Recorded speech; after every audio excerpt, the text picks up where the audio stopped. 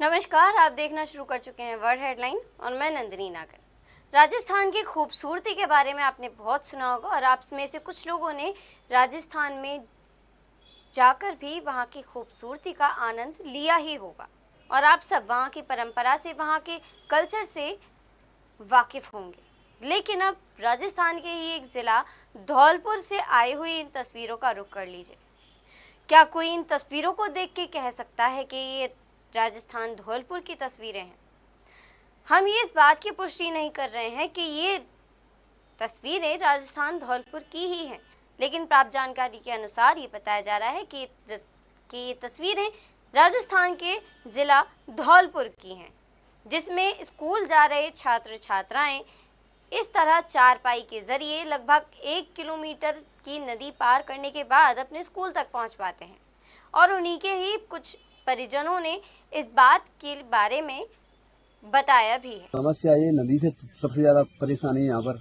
ये नदी में बच्चे खड़ने निकलते हैं इधर उधर से उनकी। वहीं अगर दूसरी ओर बात करें मध्य प्रदेश की, तो मध्य प्रदेश के डिंडोली से भी एक वीडियो सामने आई है जो कि कांग्रेस कार्यकर्ताओं द्वारा बनाई गई है, जिसमें ये बताया जा रहा है कि ये रास्ता काफ़ी दिनों से जाम है और इस रास्ते पे काफ़ी दिनों से पानी भरा हुआ है, लेकिन सरकार इस पर कोई भी एक्शन लेती हुई नज़र नहीं आ रही है।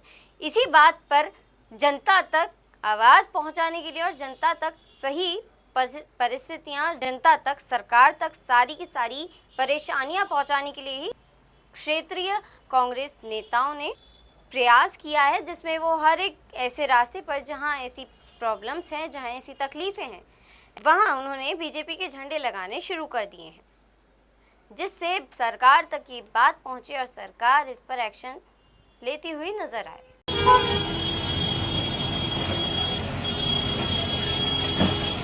ये देखिए, आज आप लोगों के सामने भारतीय जनता पार्टी का विकास यहाँ पे आपको दिखाने वाले। ये पुराना नगर परिषद यहाँ से 4 कदम पे है और यहाँ की दुर्दशा देख लीजिए। यहाँ पर एक एक आदमी का चुनना दुबर हो गया और खाना पूर्ति के नाम पे जेसीबी लगाकर यहाँ पर कीचड़ बनाने का काम किया जा रहा है, क्योंकि कीचड़ से ही कमर गिरता है।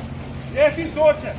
आज हम युवा कांग्रेस के माध्यम से हमारे साथ साथी भाई पार्षद पूरे नगर से भ्रष्टाचार दिखाने का काम करेंगे।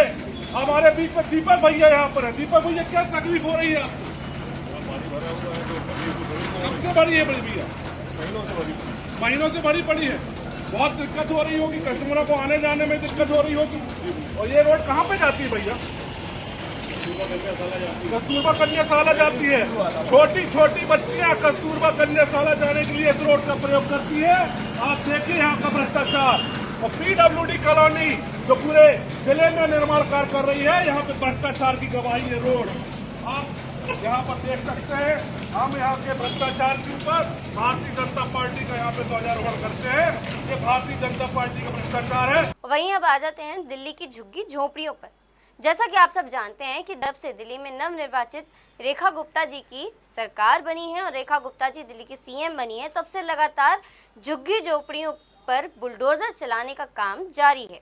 इस बात पर जब एक पत्रकार ने दिल्ली की पूर्व CM आतिशी सिंह से सवाल किया, तो उन्होंने कहा कि बीजेपी के नेताओं ने चुनावों के दौरान वोट मांगने के लिए रात भर देर रात तक लोगों के साथ, बच्चों के साथ उनकी झुग्गी झोपड़ियों में जाकर लूडो खेला, सांप सीढ़ी खेली और उनकी समस्याएं सुनी, उनको झूठे आश्वासन दिए, उनके साथ झूठे वादे किए।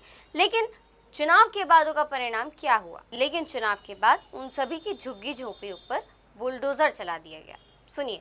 मैम, मनजिंदर सिंह सिरसा हैं, मंत्री हैं। वो कह रहे हैं कि रोहिंग्याओं के खिलाफ कार्रवाई की चेतावनी दी है और आज से उनकी अपने इलाके में रोहिंग्याओं के खिलाफ कार्रवाई शुरू कर रहे हैं। आम आदमी पार्टी उनके पहले बयान का भी विरोध करती रही है। वो कह रहे हैं कि झुग्गियों को तोड़ा जाएगा और फैक्ट्री नहीं लगाने दी जाएगी।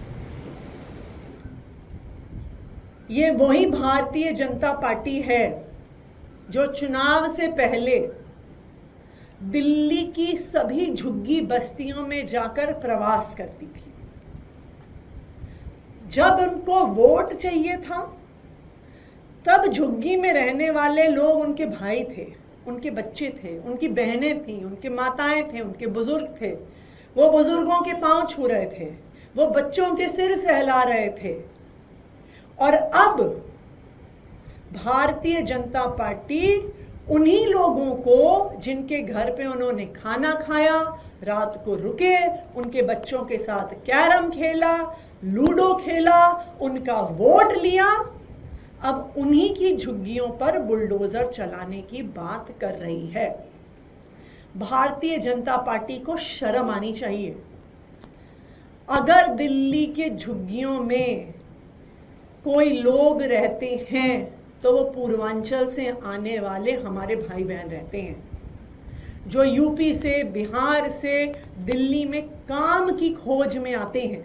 और सिर्फ दिल्ली में नहीं, देश के सब बड़े शहरों में, चाहे बॉम्बे हो, चाहे बेंगलोर हो, चाहे सूरत हो, हमारे पूर्वांचल के भाई बहन काम की तलाश में शहरों में आते हैं और ज़्यादातर जे क्लस्टर्स में झुग्गियों में रहते हैं। लेकिन आज भारतीय जनता पार्टी का असली गरीब विरोधी चेहरा, पूर्वांचल विरोधी चेहरा सामने आ गया है। और अगर भारतीय जनता पार्टी इसी तरह हमारे पूर्वांचल के भाइयों बहनों को रोहिंग्या कहती रहे तो इसका जवाब बिहार के लोग, बिहार की जनता आने वाले बिहार चुनाव में उनको देंगे। बहरहाल इस खबर पर आपके क्या विचार सुझाव है, आप हमें कमेंट कर सकते हैं। वीडियो को ज़्यादा से ज़्यादा शेयर करें, लाइक करें। अगर चैनल को सब्सक्राइब नहीं किया है तो चैनल को सब्सक्राइब कर लें। मैं नंदिनी नागर, नमस्कार।